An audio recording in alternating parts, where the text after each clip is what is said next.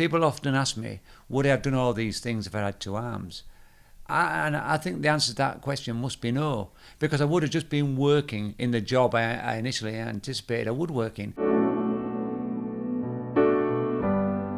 My name is Stephen Robinson. Most people know me as the one-arm pilot, and that's because I've got one arm and I'm a pilot. But I'm much more than that. I'm a motivational speaker and many other things.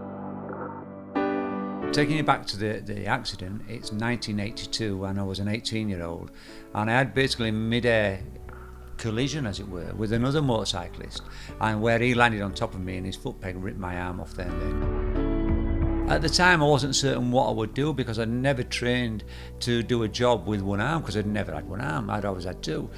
So it was a bit difficult at that time, and I got rejected on a number of occasions when I went for job interviews, so I decided that I would employ myself, because I realised I wouldn't discriminate against myself.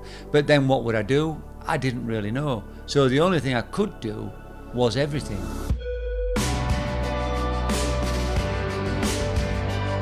To my surprise, I enjoyed everything I tried.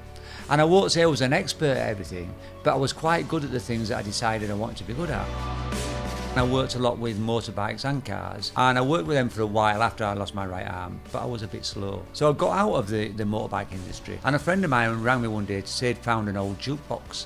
And I always fancied working on old jukeboxes because it was very similar to motor engineering. After that I decided I'd really like to learn to fly a light aircraft. So I took flying lessons, and I was awarded a flying scholarship by a charity called FSDP, Flying Scholarship for Disabled People, and they have a royal patron, and their royal patron is Prince Faisal of Jordan. One of my fears primarily was of flying, so I tackled that by doing the flying scholarship, but my other fear was a fear of horses, so I took horse riding lessons. And of course my new challenge is to horse ride through the Jordanian desert, the country of the royal patron of the charity that gave me a flying scholarship. And it's going to take me 6 days, and I'm going to ride through the desert of Wadi Rum.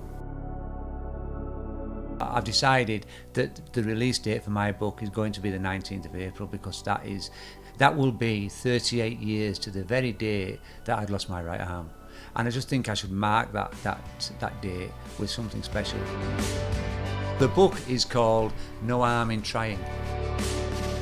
The speaking side of my career is absolutely amazing. When somebody says to you that they've got so much out of a talk and they're taking so much away and they feel like they've changed somehow, that makes me feel that I've done something good and I've helped somebody.